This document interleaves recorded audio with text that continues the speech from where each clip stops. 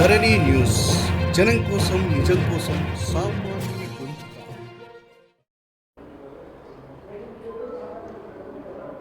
Corona సంవత్సరం పైబడి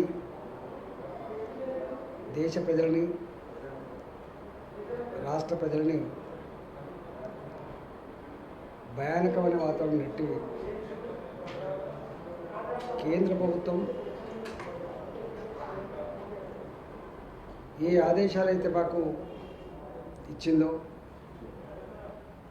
అనేక మార్లు ప్రధానమంత్రి గారు రాష్ట్రాల ముఖ్యమంత్రులతో వీడియో కాన్ఫరెన్స్ ఏర్పాటు చేసి దీన్ని సమైక్యంగా ఎదుర్కోవాలని చెప్పి వారు ఆదేశాలు ఇస్తే రాజకీయాలు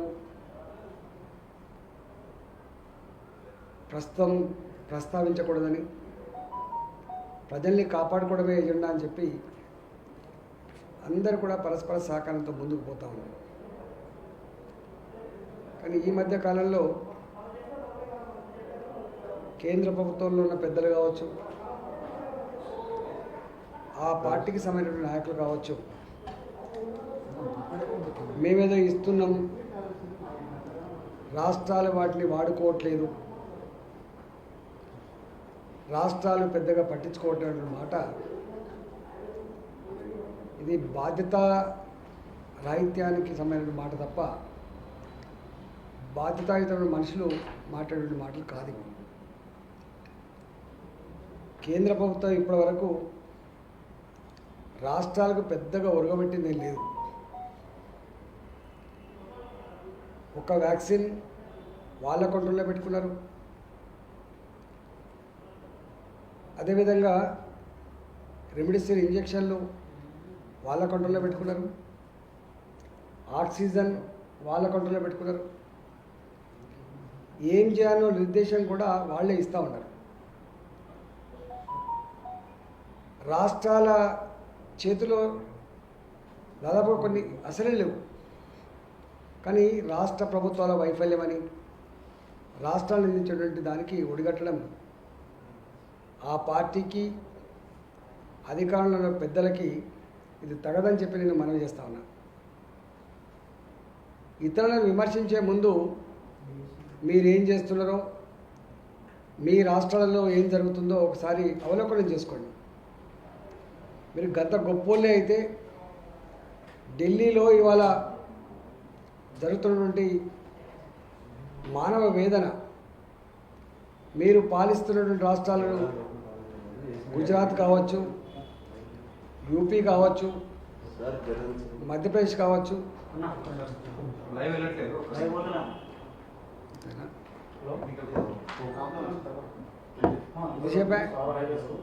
ఎంతసేపే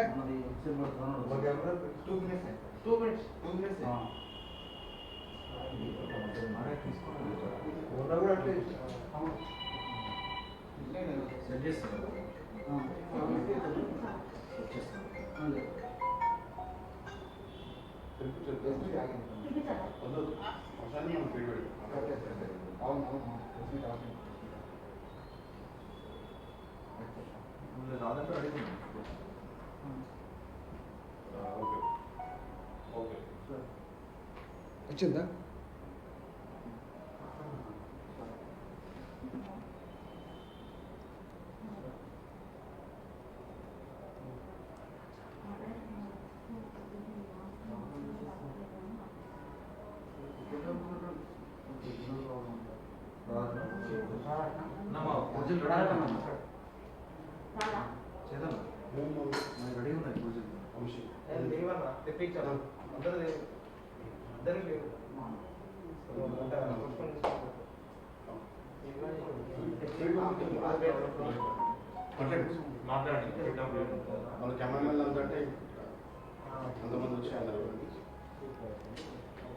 ఇక్కడ ఫీడ్ చేసుకొని పంపిస్తారా?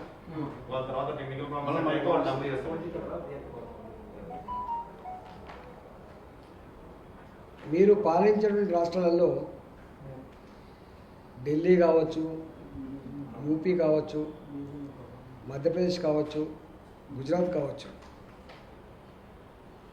ఆక్సిజన్ లేక చనిపోతున్నట్టు, ప్రమాదాలు జరిగి చనిపోతున్నట్టు పట్టింపే లేనట్టుగా వార్తలు వస్తూ ఉన్నాయి.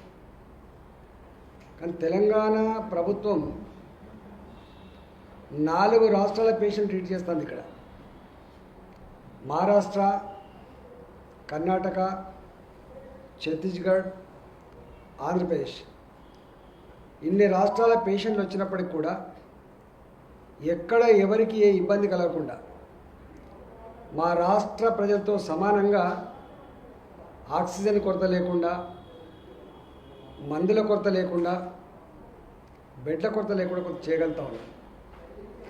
సరే, అక్కడక్కడ కొంత ఇబ్బందులకు సంబంధించిన వార్తలు వచ్చినప్పుడు దాన్ని ఎట్లా రెక్టిఫై చేసుకోవాలో 24/7 మేము మాటు చేస్తూ ఉన్నాం. అయినప్పటికీ కూడా మా మీద నిందలు వేయడం, విమర్శలు చేయడం గురిగింద శాస్త్రంగా ఉంటుందని చెప్పి నేను హెచ్చరిస్తా ఉన్నా. ఈ తప్పుడు వార్తలతో, తప్పుడు మాటలతో ఇబ్బంది పెట్టద్దని చెప్పి ఆ నాయకులను సూచిస్తూ ఉన్నా. ఇవాళ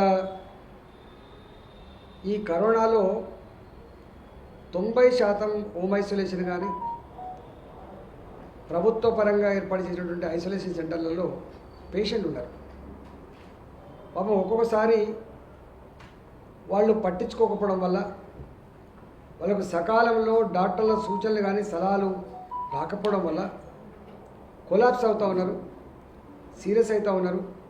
వాళ్ళు చక్కగా ఐసీయూలకు వెంటిలేటర్ మీద పోయేటువంటి ఆస్కారం ఉండదు. మధ్యలో ఏం టెస్టులు చేస్తలేరు. తెలంగాణ రాష్ట్ర ప్రభుత్వం తెలంగాణ డయాగ్నోస్టిక్ సెంటర్స్ మీకు తెలుసు. ఆ డయాగ్నోస్టిక్ సెంటర్స్ ఇలా అన్ని జిల్లాలకు విస్తరించి రేపటి నుంచి 19 సెంటర్లలో కరోనా పేషెంట్స్ ఎవరైతే ఉన్నారో 2 రోజులకోసారి, 4 రోజులకోసారి, 6 రోజులకోసారి డైమర్ టెస్టులు కానీ, IL-6 టెస్టులు కానీ, ఇంకా సిఆర్పి కానీ, సిబిపి కానీ ఇలాంటి టెస్టుల కోసం 19 సెంటర్లలో ఇవాళ ఓపెన్ చేస్తూ ఉన్నాం. ఒక్కొక్క ల్యాబ్ దాదాపు ₹1 కోటి వర్త్తో కూడినటువంటి 19 సెంటర్ని ఓపెన్ చేస్తా ఉన్నాం. ఆ లిస్ట్ అంతా కూడా మీకు సబ్మిట్ చేస్తాం. నేను ప్రజలకు విజ్ఞప్తి చేస్తున్నా, ఎవరైతే హోమ్ ఐసోలేషన్లో ఉంటారో, ప్రభుత్వపరమైన ఐసోలేషన్లో ఉంటారో అలాంటి వాళ్ళు తప్పకుండా 3 రోజులకో 4 రోజులకో రక్త పరీక్షలు చేయించుకోవాలని చెప్పి మనం చేస్తూ ఉన్నాం.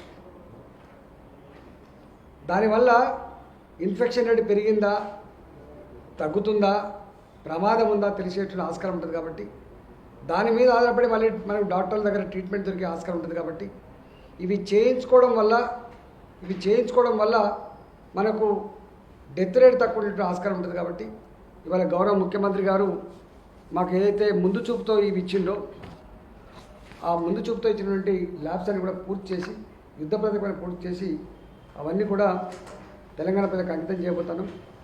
అందులో రిమ్స్లో ఒకటి, ఆదిలాబాద్, నల్లగొండలో జీజీహెచ్ హాస్పిటల్, ఆసిఫాబాద్లో డిస్ట్రిక్ట్ హాస్పిటల్, జగిత్యాలలో జిల్లా ఆసుపత్రి, జనగామలో జిల్లా ఆసుపత్రి, జోగులాంబలో జిల్లా ఆసుపత్రి, కరీంనగర్లో జిల్లా ఆసుపత్రి, కొత్తగూడెంలో జిల్లా ఆసుపత్రి, మహబాద్లో జిల్లా ఆసుపత్రి, మెదక్ జిల్లా ఆసుపత్రి, ములుగులో ఏరియా హాస్పిటల్,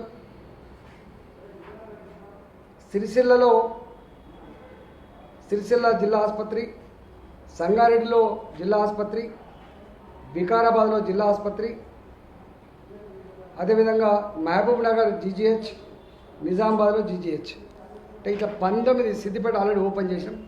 19 జిల్లాలలో ఇవాళ ఈ ఫెసిలిటీస్ ఉన్నాయి.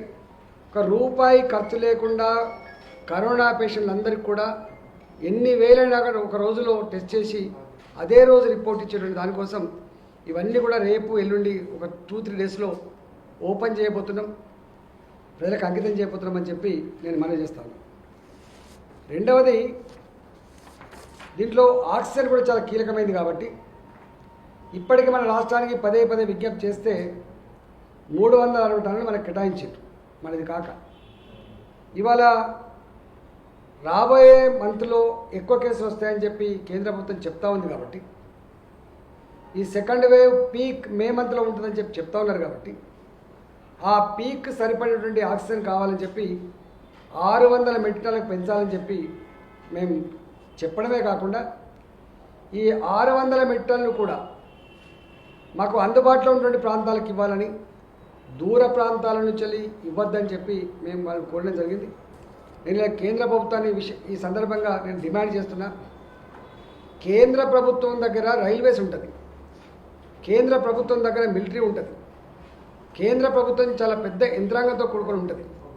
కాబట్టి ఆక్సిజన్ లేక చనిపోతున్నారు అని ఇవాళ వచ్చే వార్తలు ఈ దేశానికి అవమానకరం. ఇంత టెక్నాలజీ ఉన్న కాలంలో, ఇంత ప్రభుత్వం దీన్ని పాండమిక్గా భావించి ఒక హెల్త్ ఎమర్జెన్సీ నడుస్తున్న కాలంలో ఇవాళ మనం ఇంకా అట్లాంటి వార్తలు ప్రజలలో ప్రభుత్వం మీద విశ్వాసం పోగొట్టేటువంటి ఆస్కారం ఉన్నది. మమ్మల్ని కాపాడేటువంటి స్థాయిలో లేరని అనుకునేటువంటి ఆస్కారం ఉంటుంది. కాబట్టి కేంద్ర ప్రభుత్వం నియంత్రణ మాత్రమే కాదు, కేంద్ర ప్రభుత్వం ఏ రాష్ట్రంలో ఎన్ని కేసులు ఉన్నాయో, ఏ రాష్ట్రంలో ఎంత ఆక్సిజన్ అవసరం ఉందో ఆ ఆక్సిజన్ని అటు యుద్ధ విమానాల ద్వారా కానీ, ఇవాళ రైల్వేల ద్వారా కానీ, ఈ దేశంలో లేకపోతే ఇతర దేశాల నుంచి కానీ, ఇంకా దీనికంటే ఎక్కువ టెక్నాలజీ సిలిండర్లో వాటర్ పోతేనే ఆక్సిజన్ వస్తుందనేది కానీ, లేదా ఇంకా మిషనరీ కానీ అనేక దేశాలు ముందుకు వస్తూ ఉన్నాయి. కాబట్టి అలాంటివన్నీ కూడా ప్రొక్యూర్ చేసి అన్ని రాష్ట్రాలకు అవసరం మేరకి ఇవాళ సప్లై చేయాలని చెప్పి, అది కేంద్ర ప్రభుత్వ బాధ్యత మాత్రమే అని చెప్పి నేను మనవి చేస్తా ఉన్నా. ఒకవేళ నిజంగా కేంద్ర ప్రభుత్వం డబ్బులు లేకపోతే రాష్ట్రాలకు షేర్ అడగండి. ఇవ మీ రాష్ట్రానికి ఇంత ఆక్సిజన్ పంపించడం, ఇంత డబ్బు ఇవ్వమని చెప్పి అడగండి. కానీ దీన్ని యూనిఫామ్ డిస్ట్రిబ్యూషన్లో, ప్రొక్యూర్ చేయడంలో, సకాలంలో సప్లై చేయడంలో మీకున్న యంత్రాంగం పెద్దది కాబట్టి ఆ బాధ్యత నుంచి తప్పించుకోవద్దని చెప్పి కూడా నేను విజ్ఞప్తి చేస్తా ఉన్నా. రెండవది, ఇంత పెద్ద హెల్త్ ఎమర్జెన్సీలో ప్రభుత్వానికి అనేక రకాల అధికారాలు ఉంటాయి. ఇవాళ వ్యాక్సిన్ నేను మొన్న చెప్పిన మళ్ళీ చెప్తున్నాను, అవసరమైతే కొంత డబ్బు అడ్వాన్స్ ఇచ్చి దీన్ని వాయిల్స్ పెంచుకునేటువంటి ఆస్కారం ఉంటుంది, దీన్ని డోసులు పెంచుకునేటువంటి ఆస్కారం ఉంటుంది. యుద్ధ ప్రాతిపదిక పైన అది జరగాలని చెప్పి కోరుకుంటున్నాం. మీరు 18 సంవత్సరాల నుంచి 44 సంవత్సరాల వరకు మీరు అనౌన్స్ చేసి పెట్టిండ్రు. వ్యాక్సిన్ లేకపోతే గందరగోళం గురేటువంటి ఆస్కారం ఉందని ఇప్పటికే మా అధికారులు చెప్తా ఉన్నారు. మేము అడుగుతా ఉన్నాం, మీరు అనౌన్స్ చేసినటువంటి ఆ 18 సంవత్సరాల నుంచి 44 సంవత్సరాల యువకులకి ఏదైతే ఉందో, దేశవ్యాప్తంగా ఎంతమంది యువకులు ఉన్నారో లెక్కలు కట్టి ఇవాళ మా తెలంగాణ రాష్ట్రంలో 1.75 కోట్ల మంది ఉన్నారు.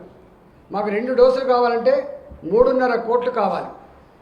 ఇవాళ మీరు చెప్తున్న లెక్కల ప్రకారంగా సీరం ఇన్స్టిట్యూట్ కావచ్చు, ఇది కావచ్చు, 2 కలిస్తే కూడా 6 కోట్లు అని చెప్తున్నారు. ఇంకా పెరిగితే ఇంకొంత పెరుగుతుండొచ్చు. దీన్ని ఎట్లా మ్యాచ్ చేస్తారు? ఇతర దేశాల నుంచి తెప్పించే ఆలోచన ఉందా? ఇక్కడ పెంచే ఆలోచన ఉందా? ఎంత వస్తుంది, ఏ రాష్ట్రానికి ఎంత ఇవ్వగలరు, అదంతా కూడా మీ కంట్రోల్లో ఉంది. కాబట్టి మీరే ప్లాన్ చేస్తున్నారు. కాబట్టి దీని మీద కూడా ఒక ప్రకటన విధి విధానాలను ఖరారు చేసి ఇవ్వాలని చెప్పి మేము డిమాండ్ చేస్తా ఉన్నాం. గతంలో ఒకసారి డిమాండ్ చేసినాం, మళ్ళీ ఇప్పుడు డిమాండ్ చేస్తున్నాం. వ్యాక్సిన్ విషయంలో ఇప్పటికి కూడా కేంద్రం పునరాలోచన చేసుకోవాలి. ఈ భారత ప్రజానీకాన్ని కాపాడంలో మీ పాత్ర ఉందనే విషయాన్ని మీరు మర్చిపోవద్దు. ఇంత మీద పాండమిక్ సిచ్యువేషన్లో డిజైన్ చేసుకోవడం అనేది మీ ఉందాతనానికి మంచిది కాదని చెప్పి మళ్ళొకసారి డిమాండ్ చేస్తున్నాను. నేను వ్యాక్సిన్ తప్పకుండా పూర్తి స్థాయిలో కేంద్రం ఇవ్వాలని చెప్పి కూడా నేను డిమాండ్ చేస్తూ ఉన్నాను. అదేవిధంగా రెమ్డెసివిర్ ఇంజెక్షన్ విషయంలో కూడా, ఇవాళ రెమ్డెసివిర్ ఇంజెక్షన్ విషయంలో మనకు ఇంత పెద్ద సంస్థలు ఉంటాయి, శాస్త్ర విజ్ఞానానికి సంబంధించిన సంస్థలు ఉంటాయి కేంద్రంలో, ICMR లాంటి ఉంటుంది. అసలు ఈ ఇంజెక్షన్ మ్యానుఫ్యాక్చర్ కావడానికి ఎంత ఖర్చు అవుతుందో మీకు తెలియదా? ఏ ట్యాబ్లెట్ ఎంత ఖర్చు అవుతుందో ఇలా లేదా లెక్కలు లేవా? ఇవాళ రెమ్డెసివిర్ అనేది కాస్ట్ ఎంత పడుతుంది, ప్రొడక్షన్ కాస్ట్ ఇలా ఎంత అమ్ముతున్నారో ఒకసారి చూడండి. ఎంత అన్యాయం అంటే దానికి నాకు తెలిసి 200 రూపాయలు పడుతుందో 300 రూపాయలు పడుతుందో, కానీ ఇవాళ 3000 రూపాయలు ధర నిర్ణయించారు. ప్రభుత్వాలకు తక్కువ ఇస్తామని చెప్పి 1500 2000 రూపాయలు నిర్ణయించారు. నేను అడుగుతా ఉన్న ప్రభుత్వాన్ని, అనేక ఫార్మా కంపెనీలు ఉన్నాయి, ఇంత ఇబ్బంది పడే పరిస్థితి రావద్దు. రా మెటీరియల్ కనుక ఉంటే తప్పకుండా మ్యానుఫ్యాక్చర్ చేయడంలో అనేక రకాల ఫార్మా కంపెనీలు ఉంటాయి. కాబట్టి అప్పటికప్పుడు కొంత మ్యానుఫ్యాక్చర్ చేసేటువంటి ఆస్కారం ఉంటుంది కాబట్టి ఉన్న వాటిలో పెంచుకోవచ్చు, కెపాసిటీ పెంచుకోవచ్చు. లేని వాటిల్లో కూడా అవసరమైతే ఓ 1 మంత్కో 2 నెలల్లో చేసుకునేటువంటి ఆస్కారం ఉంటుంది. ఎందుకంటే ఇది ఇప్పట్లో పోయేది కాదు అంటున్నారు కాబట్టి, ఇంకా ఎన్ని రోజులు ఉంటుందో తెలియదు కాబట్టి, అది మీకే తెలియాలి కాబట్టి, ఇలాంటి పరిస్థితుల్లో రెమిడిసివిర్ లాంటి ఇంజెక్షన్స్ ఇవాళ 3,000 రూపాయలు దొరికేది 30,000 రూపాయలు దొరుకుతున్నట్టుగా వార్తలు వస్తూ ఉన్నాయి. నిజమే, మేము ఇలా అక్కడక్కడ మేము ఎంక్వైరీ చేస్తే దొరుకుతూ ఉన్నారు, లోపల పెడతా ఉన్నాం. కేంద్ర ప్రభుత్వం దేశవ్యాప్తంగా ఈ పరిస్థితి ఉత్పన్నమైన పరిస్థితులలో కంట్రోల్ చేసి తీసుకోవడం ఇంపార్టెంట్ కాదు. కంట్రోల్ తీసుకునేది ఎంత ఇంపార్టెంటో సరిపోను డోసులు పంపించే బాధ్యత కూడా ఉండాలి. దాని నుంచి మీరు తప్పించుకోగలరు. అదేవిధంగా ఇతరత్వ ఇంకేమైనా కూడా చేయాలి. ఇప్పుడున్న పరిస్థితులలో ఎక్కువ ధరకు అమ్మి ప్రజల్ని దోసుకునే ప్రయత్నం చేస్తున్నటువంటి వాటి మీద ఉక్కుపాదం పెట్టాల్సిన బాధ్యత ఉంటుంది. ఇవాళ ఆక్సిజన్ బ్లాక్లు లేకుండా చూసుకోవాల్సిన బాధ్యత ఉంటుంది, రెమిడిసివిర్ బ్లాక్ లేకుండా చూసుకోవాల్సిన బాధ్యత ఉంటుంది. రేపు వ్యాక్సిన్ కూడా సరిపోని రాకపోతే బ్లాక్ చేసే ఆస్కారం ఉంటుంది. హెల్త్ ఎమర్జెన్సీలో ఇట్లాంటి పాండమిక్ సిచ్యువేషన్లో మీకున్నటువంటి అధికారాన్ని వాడి ఎక్కడ కూడా ఇబ్బంది లేకుండా అన్ని రాష్ట్రాల వారీగా కాకుండా దేశం మొత్తంగా ఒక పద్ధతి ప్రకారం చేయాలని చెప్పి కూడా నేను డిమాండ్ చేస్తూ ఉన్నా. మళ్ళొకసారి నేను ఆక్సిజన్ సప్లై చేసే వాళ్ళకి కానీ, ఈ రెమిడిసివిర్ సప్లై చేసే వాళ్ళకి కానీ, లేదా మందులు సప్లై చేసే వాళ్ళకి కానీ, ఇలా ప్రైవేట్ హాస్పిటల్ యజమానులు కానీ పదే పదే విజ్ఞప్తి చేస్తున్నాం. మేము ఇప్పుడు డబ్బులు సంపాదించుకునే సందర్భాలు లేవు. మనం సాటి మనిషిని ఆదుకునే సందర్భంలో ఎక్కడన్నా మీరు పెడచెవిన పెట్టి అదే పని కనుక చేస్తే తప్పకుండా చర్యలు తప్పవు అని హెచ్చరిస్తా ఉన్నా. రాష్ట్రం తరపున ఇస్తాను ఉచిత వ్యాక్సిన్ ఎట్లా ప్రక్రియ చేస్తుంది? షార్టేజ్ అంటున్నారు. రాష్ట్ర ప్రభుత్వం నుంచి మాట్లాడుతూ ఉన్నాం. దాని అవైలబిలిటీని బట్టి మేము ప్లాన్ చేస్తాం. దీంట్లో టెక్నికల్ ఆస్పెక్ట్ ఏంటంటే ఒకసారి ఒక వ్యాక్సిన్ ఇచ్చిన తర్వాత ఒక కంపెనీ సెకండ్ వ్యాక్సిన్ కూడా అదే ఇవ్వాల్సి వస్తుంది. మనం ఆగమాగం పోయి చేస్తూ పోతుంటే మళ్ళీ సెకండ్ వ్యాక్సిన్ లేదు. ఇప్పుడు గదే జరిగింది. వాళ్ళు ఏమన్నారు, మాకు మీకు ఎంత అంటే పంపిస్తామని చెప్పిండ్రు. వాళ్ళు నమ్మి మేము ముందుకు పోయినాం. అక్కడక్కడ మన సెకండ్ డోస్ అందలేకపోయింది. కాబట్టి అట్లాంటి తప్పిదం జరగకుండా పగడబందీగా మాకు మొత్తం 3.5 కోట్ల మంది ప్రజలు 3.5 కోట్ల డోసులు ఏ ప్రకారంగా వస్తే చూసుకొని, ఏ కంపెనీ వ్యాక్సిన్ వస్తే చూసుకొని దాన్ని బట్టి ప్లాన్ చేస్తాం. రెమిడిసివిర్ ఇంజెక్షన్స్ బ్లాక్ మార్కెట్లో పెద్ద ఎత్తున అమ్ముతున్నారు సార్. ₹1,00,000 దాకా అమ్ముతున్నారు. అది దాని మీద అందా ఇప్పుడు కేంద్ర ప్రభుత్వం చేయాలి. నేను మళ్ళీ అంటున్నా, ఇది ఒక రాష్ట్రంలో ఉత్పన్నమైన పరిస్థితి కాదు. ఇది దేశంలో ఉన్నటువంటి సమస్య. ఇది రెమిడిసివిర్ అనేది ఇక్కడ ఎట్లయితే బ్లాక్ జరుగుతూ ఉందో ఢిల్లీలో కూడా బ్లాక్ జరుగుతూ ఉంది, ఇలా గుజరాత్లో కూడా బ్లాక్ జరుగుతూ ఉంది. దీని మీద ఒక నియంత్రణ అనేది కేంద్ర ప్రభుత్వం దగ్గర పెద్ద వ్యవస్థ. అది ఏదంటే అది చేసుకునేటువంటి ఆస్కారం ఉంటుంది. లేదు ఇట్లా అవుతున్నప్పుడు ఏదైనా ప్రపంచంలో ఈ రెమిడిసివిర్ ఇంకెక్కడ దొరికితే ఇంపోర్ట్ చేసుకోవాలి కదా, తెచ్చి ఇవ్వాలి కదా. డబ్బులు పెట్టేటువంటి ఆ ఉదార భావం నీకు లేకపోవచ్చు, అంత గొప్పతనం నీకు లేకపోవచ్చు, కానీ తెచ్చివ్వండి, మేము కొనుక్కుంటాం. ఇంపోర్ట్ డ్యూటీ తగ్గిస్తావా, ఇంకోటి చేస్తావా, ఇంకా లిబరలైజ్ చేస్తావా, అది నీ బాధ్యత కదా. ఈ వ్యాక్సిన్ పై క్లారిటీ ఎప్పట్లో వస్తుంది సార్? అంటే ఇప్పటికీ చాలా మంది వ్యాక్సినేషన్ సెంటర్ దగ్గర నిలబడి యాక్చువల్గా నిన్న మా డిహెచ్ గారు డిఎం గారు కొన్ని విషయాలు చెప్పారు.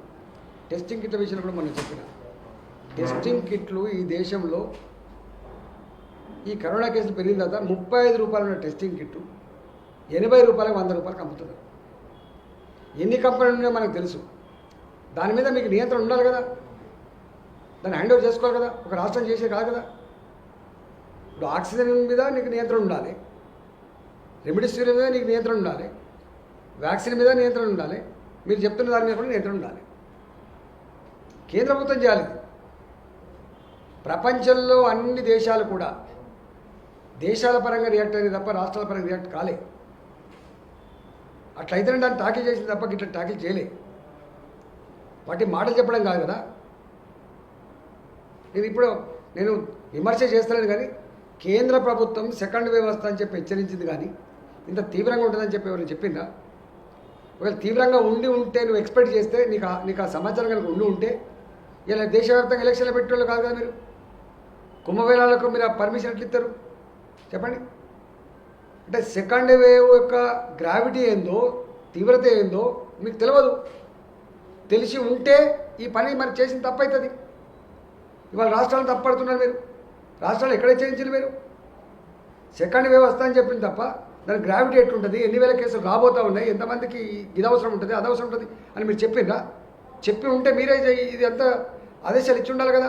రెమెడిసిన్ మ్యానుఫ్యాక్చరింగ్ కోసం, ఆక్సిజన్ మ్యానుఫ్యాక్చరింగ్ కోసం రాష్ట్రాలు ఎట్లయితే ఆలోచిస్తున్నాయో ఎక్కడ చూస్తే ₹1 ఎక్కువ తెచ్చుకుందాం అన్నట్టుగా దేశం కూడా అట్లా ఆలోచించే పరిస్థితి లేదు. దీని బాధ్యత వాళ్ళు కాదా? వ్యాక్సిన్ పంపిణీ విషయంలో గ్రామీణ ప్రాంతాల ప్రజలకు ఏ విధంగా వ్యాక్సిన్ ఇస్తారో దాని మీద ఏమైనా కార్యక్రమం? మాకు రోజుకు 10 లక్షల డోసులు వ్యాక్సిన్ ఇచ్చేటువంటి కెపాసిటీ ఉంది మాది. బిగినింగ్లో మనం పెద్ద పెద్ద హాస్పిటల్లో ఇచ్చి ఆబ్జర్వేషన్లో పెట్టేవాళ్ళం, వాళ్ళకి రియాక్షన్స్ వస్తాయా చూసేవాళ్ళం. మనకి ఇప్పుడు అది లేదు. మీకు తెలిసి రియాక్షన్స్ చాలా తక్కువ.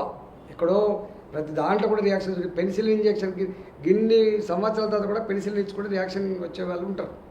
కాబట్టి ఎక్కడో 0.5 1 ఉంటుండొచ్చు, కానీ మెజారిటీ లేదు. కాబట్టి ఇప్పుడు ఆ ఆబ్జర్వేషన్ సెంటర్లు, ఆ పాత పద్ధతులన్నీ ఇప్పుడు అవుట్డేటెడ్ అయిపోయినాయి. కాబట్టి ఎక్కడ దాకా ఇవ్వచ్చు? పిఎస్సి స్థాయి మాత్రమే కాకుండా సబ్ సెంటర్ల స్థాయిలో కూడా ఇచ్చుకునేటువంటి ఆస్కారం ఉంటుంది. ఇంకా మా ఏఎన్ఎంలు ప్రతి రోజు ఒక గ్రామానికి పోతూ ఉంటారు. వాళ్ళకి ఒక షెడ్యూల్ ఉంటుంది. నెలకు ఒక్కొక్క గ్రామాన్ని ఒకసారి టచ్ చేసేదానికి. గతంలో ఉన్న వ్యాక్సిన్స్ ఏవైతున్నాయో ఆ వ్యాక్సిన్స్ ఇచ్చేటువంటి డ్యూటీ వాళ్ళదే ఉంటుంది. అవసరమైతే మా ఏఎన్ఎంలు, మా ఆశా వర్కర్లు ఇవాళ గ్రామాల స్థాయి కూడా పోయి వేసేంత కెపాసిటీ ఉన్నది. కాబట్టి వ్యాక్సిన్ దొరకడం ఇంపార్టెంట్, కానీ దొరికిన తర్వాత వేసడానికి చాలా ఈజీ. ఎందుకంటే వ్యాక్సినేషన్లో మీకు తెలుసు తెలంగాణ దేశంలో 96%తో ప్రథమ స్థానంలో ఉన్నది. ఎన్నికలు జరిగే చోట ఏమన్నా ప్రత్యేక చర్యలు తీసుకున్నారు సార్?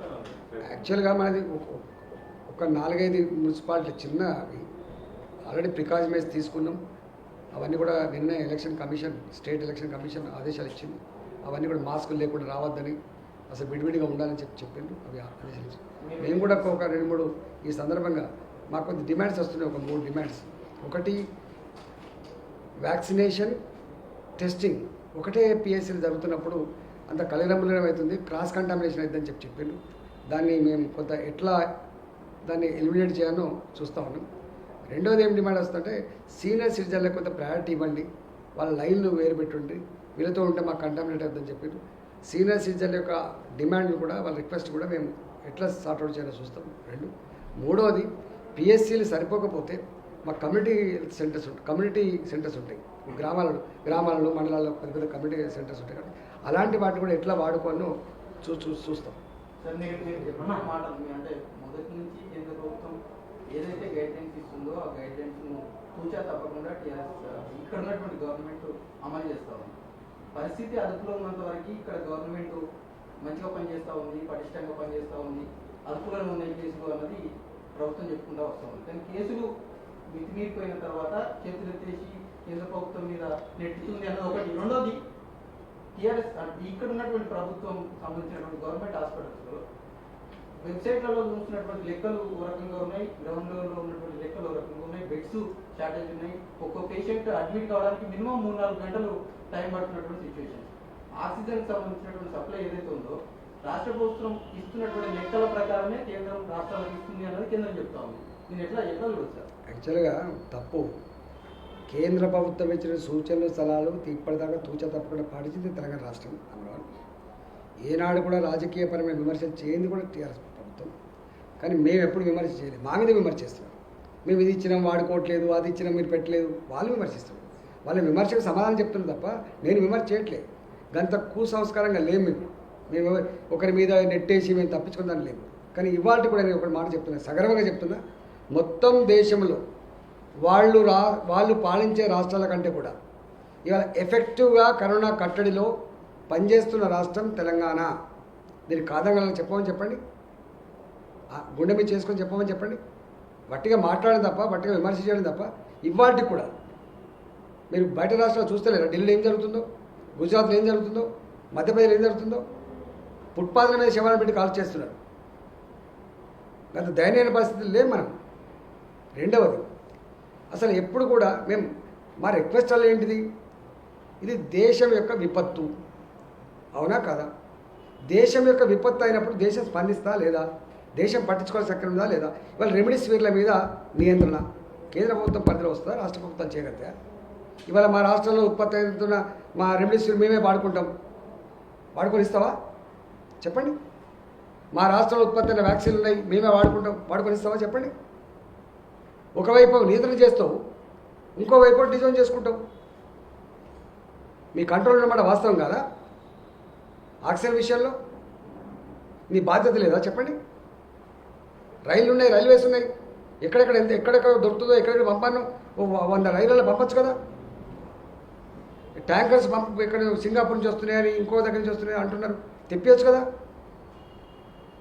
ఇవాళ బంగ్లాదేశ్ లాంటి దేశం కూడా మళ్ళీ రాణితలేదు అంటే మీరు అర్థం చేసుకోండి. పాకిస్తాన్ కూడా రాణితలేదు. మళ్ళీ 135 కోట్ల జనాభా గల దేశం. ఇవాళ బంగ్లాదేశ్ పాకిస్తాన్ లాంటిది కూడా మళ్ళీ మనకి గిది పంపుతాం గది పంపుతానే పరిస్థితికి వచ్చింది. నోట్లో కట్టున్నాం మనం సాయం చేసే స్థాయిలో ఉన్నోళ్ళం, మనం సలహాలు ఇచ్చే స్థాయిలో ఉన్నోళ్ళం, మనమే పెద్దన్న పాత్ర పోషించామని చెప్పిన వాళ్ళం. ఇవాళ పరిస్థితి ఏందో చెప్పండి మీరు? అదొక రాష్ట్ర ప్రభుత్వాన్ని బాధ్యతనా? మొదటి కరోనా వేవ్లో కరోనా కట్టడి ఎట్లా ఉంటుంది, కంటైన్మెంట్ జోన్ల విషయంలో కరీంనగర్ ఆదర్శంగా తీసుకుని దేశం మొత్తం చేసింది. ఇప్పుడు సెకండ్ వేవ్కి వచ్చేసరికి కంటైన్మెంట్ జోన్ల విషయంలో కానీ టెస్టింగ్, ట్రీట్మెంట్ విషయంలో రాష్ట్ర ప్రభుత్వం వెనుకబడిందని చెప్పి ప్రతిపక్షాలు ఆరోపిస్తున్నారు. అదంతా తప్పు. అసలు మనం కాదండి, మీరు చదువుతున్నట్టు లేరు. ఇతర రాష్ట్రాల్లోనే చాలా రాష్ట్రాలు అసలు టెస్టింగే వేస్ట్ అంటున్నారు. టెస్టింగ్ చేయదు, ఇప్పుడు టెస్టింగ్ చేసే టైం కాదు ఇది. రెండవది, సిమ్టమ్స్ ఉంటే తొందర రా, కరోనా ట్రీట్మెంట్ తీసుకో. జలుబున్నా జ్వరమున్నా ఇప్పుడు వచ్చేటువంటి బాడీలో ఏ మార్పు ఉన్నా కూడా మొట్టగా కరోనాగా మీరు భావించు. Thanks for watching this video. Please like, share and subscribe to Dharani TV.